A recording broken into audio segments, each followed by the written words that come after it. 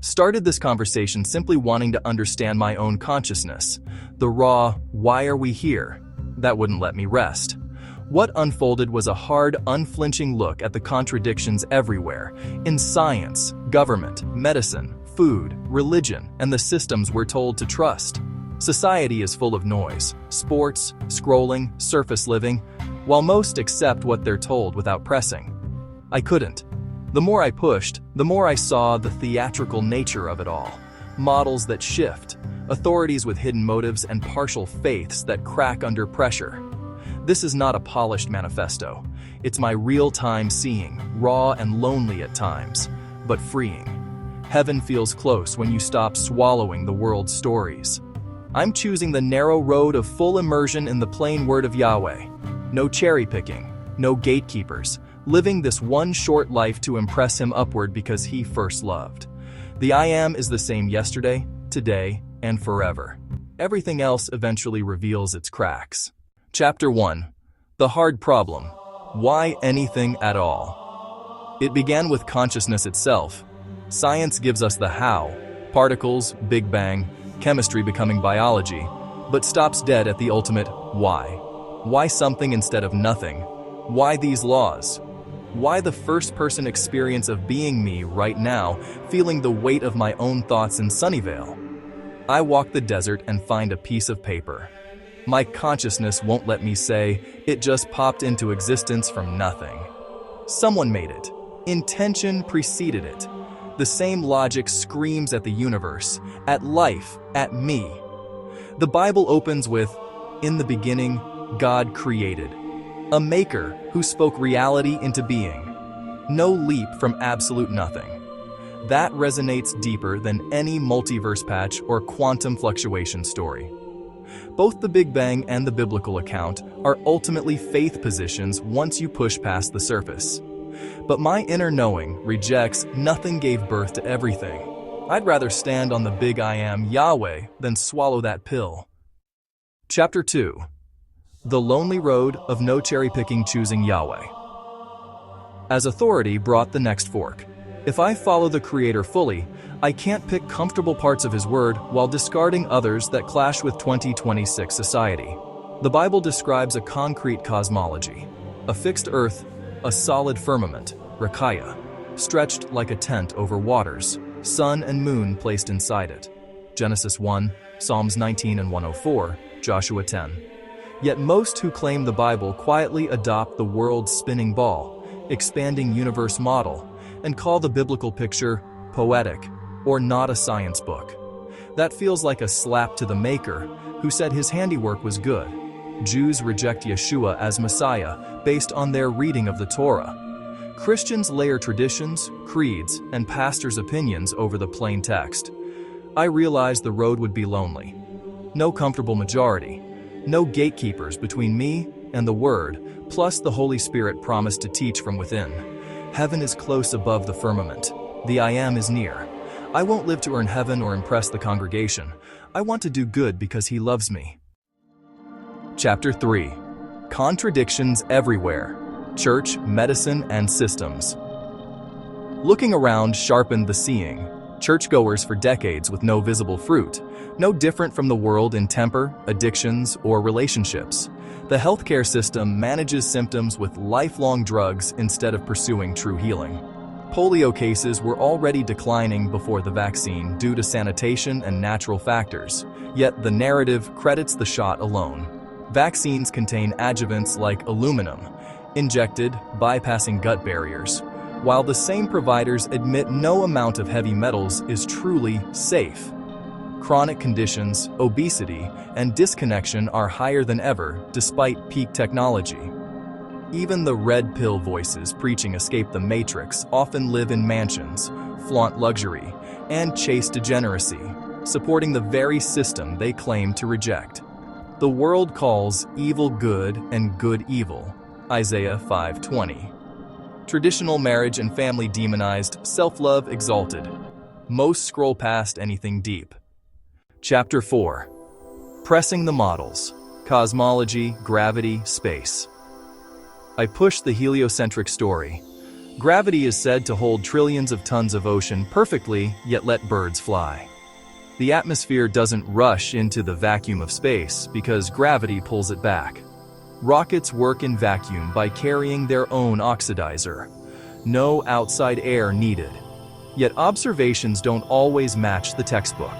Horizon stays eye level from planes. Distant buildings visible on clear days when curvature should hide them. Refraction is the patch.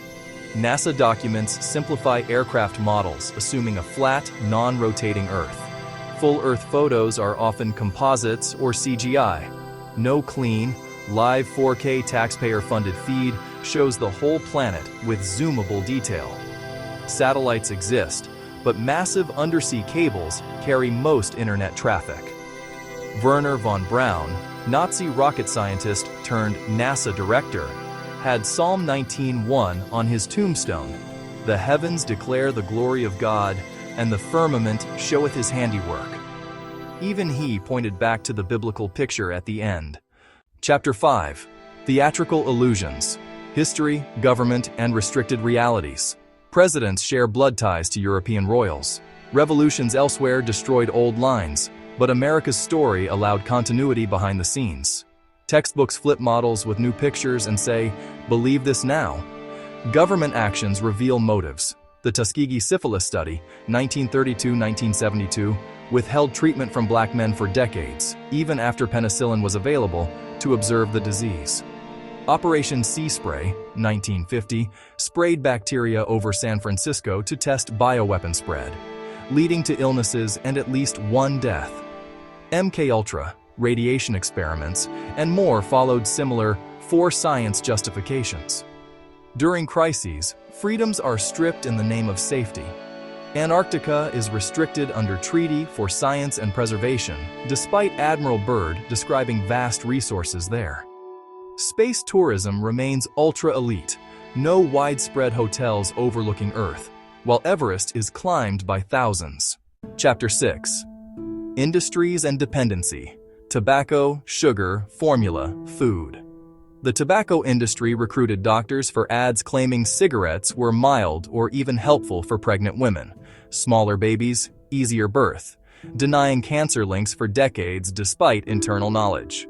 The sugar industry funded Harvard research in the 1960s to downplay sugar's role in heart disease and blame fat instead, shaping guidelines that promoted low-fat, high-carb processed foods. The American Heart Association and food companies endorsed cereals while demonizing nutrient-dense beef and animal fats, rich in bioavailable B12, heme iron, zinc, etc. Nestlé and others sent milk nurses dressed as health workers into Africa and developing countries, promoting formula as superior with free samples. After 3 months, many mothers' milk supply dried up. In areas without clean water, improper mixing led to infections, malnutrition, and excess infant deaths, estimated in the tens to hundreds of thousands annually at peak. A global boycott forced the 1981 WHO code, but the profit motive created dependency. Traditional diets like the Inuits, high-fat animal foods, seal, whale organs, showed remarkable resilience with low rates of Western diseases before processed sugars and carbs arrived.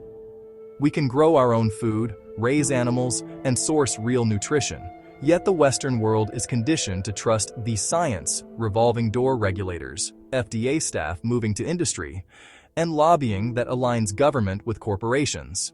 The American Diabetes Association's guidance has historically emphasized carbs and symptom-suppressing drugs over root-cause dietary change, keeping people in a lifelong cycle. Chapter 7. The Fork in the Road. Faith, Meaning, and the Unchanging.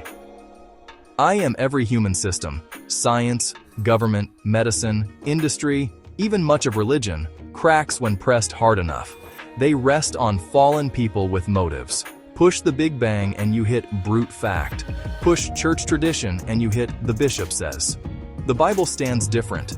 Written across 1,500 years by our 40 authors, it holds internal consistency on its core story. Creation by the I Am, the fall, redemption through Yeshua, the substance of every Old Testament shadow, and restoration. Archaeologists use it as a practical map for ancient sites in the Middle East. Cities, rulers, and timelines align with extra-biblical records. It's not a fairy tale, it's grounded history with eternal depth. At the fork, one road leaves you feeling irrelevant in a cold, mechanical cosmos, meaning self-manufactured amid scrolling and vanity. The other anchors you as intentionally made, image-bearer of a personal creator, whose firmament declares his glory. Heaven is close. The Holy Spirit teaches directly. No contradictions in his character. If I had to choose based on the models we examined, I would take the biblical road. The plain word, no partial faith. It survives the hardest push. It gives coherent meaning without patches. It matches the raw seeing, the paper in the desert, the enduring ancient wonders, the firmament on von Braun's stone. Epilogue. Closing reflection. This journey revealed the cost, loneliness when others scroll or stay in partial systems, but also freedom. Heaven close above the firmament, the I am near, the call to live without the little doses of compromise, anger, impatience, trust in human authorities. Society has lost much of its salt and light, but that only clarifies the narrow road. I choose to walk it fully immersed, letting the Word and Spirit reshape me, so my life testifies to the only one who is truly good. Yahweh doesn't shift with the next guideline, budget, or scandal. He is the same forever.